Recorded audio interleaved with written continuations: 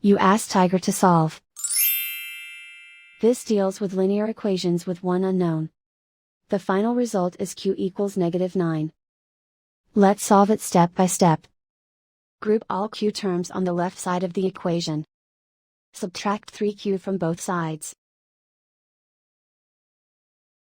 Group like terms. Simplify the arithmetic. Group like terms.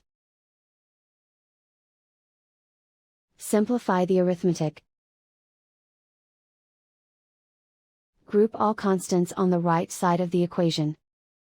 Subtract 2 from both sides. Simplify the arithmetic.